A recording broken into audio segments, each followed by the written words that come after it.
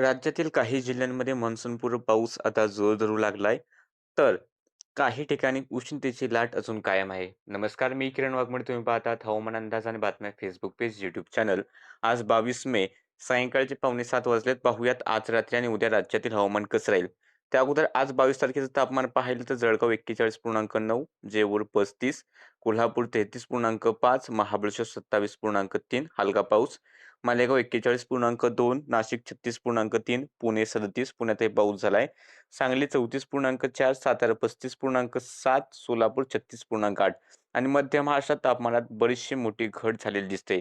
मात्र या उलट विदर्भाकडे तापमान हे वाढलेलंच आहे. उष्णतेची लाट किंवा उष्णतेची लाट सदृश स्थिती आहे.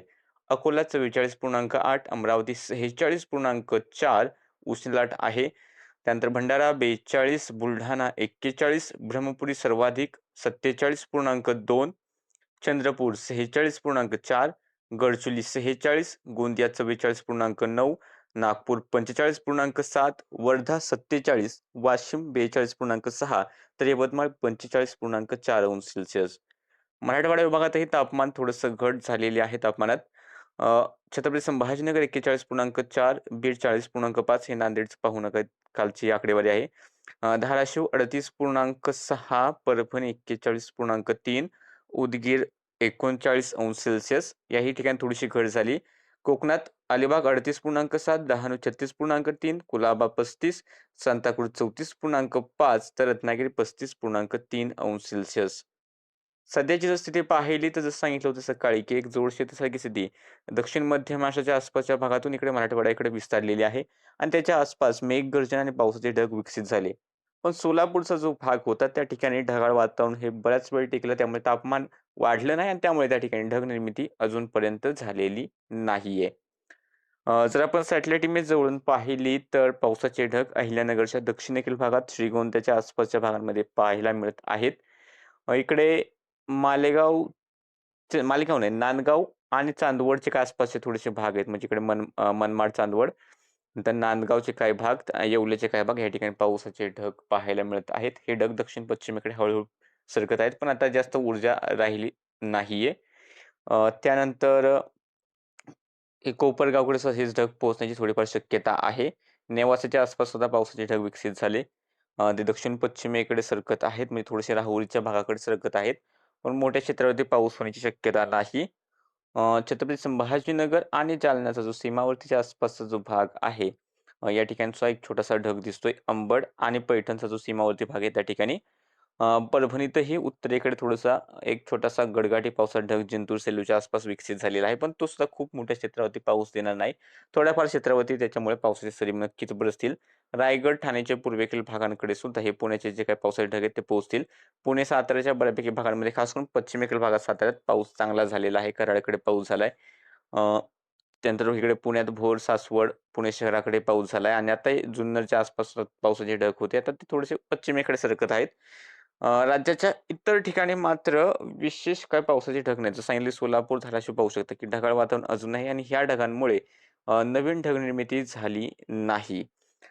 तसेच सांगली, कोल्हापूरकडे सुद्धा ढगाळ वातावरण आहे. मात्र हे यापासून सुद्धा पावसाचे ढग हे दिसत नाहीयेत. त्यामुळे या ठिकाणी पावसाची जास्त शक्यता नाही.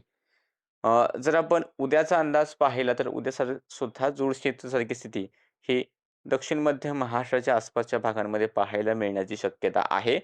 परिणामी उद्या आपण यामध्ये बदल झाला तर नक्कीच कळू. पण साधारणतः 40% ते 60% शक्यता दिसते, की मेघगर्जना आणि पाऊस होईल. पावसाची शक्यता 40% ते 60% आहे. व्याप्ती 40% ते 60% नाही. अहिल्यानगर दक्षिण भाग, पुणे पूर्व भाग, सातारा पूर्व, सांगलीचे टोलावर असले थोडेसे भाग, सोलापूर, धाराशिव, बीड पश्चिम या ठिकाणी 40% ते 60% शक्यता आहे, की मेघगर्जना आणि पाऊस होईल.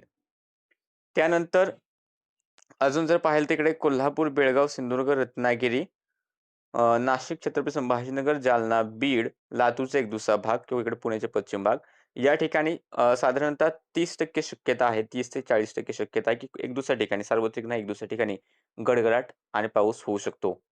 तर मुंबई, ठाणे, पालघर, रायगडचे राहिलेले किनारपट्टीचे भाग, धुळे, नंदुरबार, जळगाव, बुलढाणा, अकोला, वाशिम, हिंगोली, यवतमाळ, चंद्रपूर, गडचिरोली, परभणी, नांदेड या ठिकाणी स्थानिक ढग निर्मितीवरती लक्ष ठेवा. तापमान जर आपण पाहिलं, तर तापमान अजूनही नागपूर, भंडारा, गोंदिया, गडचिरोली, चंद्रपूरचे बरेचसे भाग असतील 45° किंवा त्याहून अधिक पाहायला मिळेल. खास करून ब्रह्मपुरीच्या आसपास तापमान हे अधिक राहील. त्यानंतर अकोल्याकडे थोडीशी तापमानात घट झालेली आहे. अकोला, बुलढाणा, जळगाव ते सुद्धा तापमान अकोल्यामध्ये 44°च्या आसपास राहील. जळगावकडे साधारणतः 42°च्या आसपास तापमान राहण्याची शक्यता आहे. अमरावती, वर्धा हा जो काही भाग आहे, यवतमाळ या ठिकाणी तापमान 44 ते 46° म्हणजे या ठिकाणी उष्णतेची लाट राहील. परभणी, हिंगोली, नांदेड हा जो भाग आहे छत्रपती संभाजीनगर 42° ते 43° पर्यंत जाऊ शकते तापमान. मध्य महाराष्ट्राचा भाग आहे नाशिक, पुणे, सातारा, सांगली, कोल्हापूर आणि इकडे कोकणाचे भाग आहेत. या ठिकाणी तापमान विशेष वाढ नसेल. बऱ्यापैकी भागांमध्ये तापमान 35 ते 38° पर्यंत राहील. मात्र पूर्वेकडे थोडंसं गेलात तर तापमान हे वाढू शकतं. सोलापूर, धुळे, नंदुरबारच्या काही भागांमध्ये.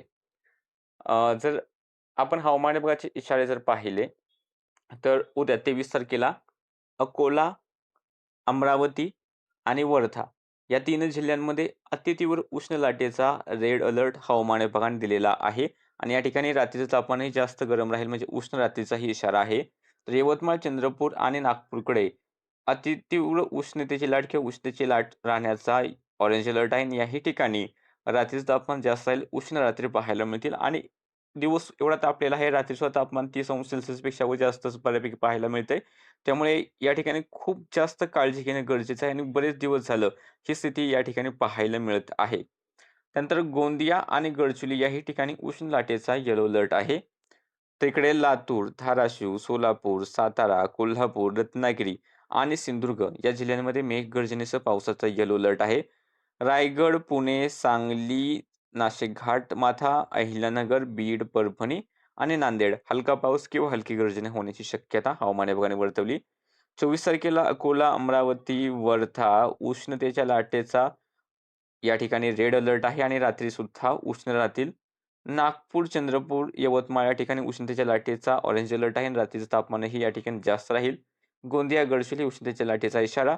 तर नांदेड, लातूर, धाराशिव, बीड, सोलापूर, अहिल्यानगर, पुणे, सातारा, सांगली, कोल्हापूर, सिंधुदुर्ग, रत्नागिरी, रायगड, ठाणे हलका पाऊस किंवा हलकी गर्जना 24 तारखेसाठी या राहील. त्यानंतर 25 तारखेला अकोला, अमरावती, वर्धा, नागपूर आणि चंद्रपूर या ठिकाणी उष्ण लाटेचा ऑरेंज अलर्ट कायम आहे. तर यवतमाळ, गोंदिया, गडचिरोली याही ठिकाणी उष्ण लाट पाहायला मिळण्याची शक्यता आहे आणि विदर्भातील ही उष्ण लाट जवळपास या आठवडाभर राहण्याची शक्यता दिसते. खास करून पूर्व विदर्भाच्या भागांमध्ये नागपूर, वर्धा, भंडारा, गोंदिया, गडचिरोली या भागात, चंद्रपूर या भागात आणि 25 तारखेला इशारे पाहिले पावसाचे तर धाराशिव, सोलापूर, सांगली, सातारा, पुणे, कोल्हापूर, रायगड, रत्नागिरी, सिंधुदुर्ग हलका पाऊस किंवा हलकी गर्जना मात्र धोक्याचा इशारा नाही. आणि 26 तारखेला अकोला, अमरावती, वर्धा उष्ण लाटेचा ऑरेंज अलर्ट, यवतमाळ, चंद्रपूर, नागपूर उष्ण लाटेचा येलो अलर्ट, सातारा, रत्नागिरी, सिंधुदुर्ग, कोल्हापूर हलका पाऊस किंवा हलकी गर्जना. सध्याच्या अपडेटमध्ये इतकंच. फेसबुक पेज फॉलो करा, यूट्यूब चॅनल सबस्क्राईब करा.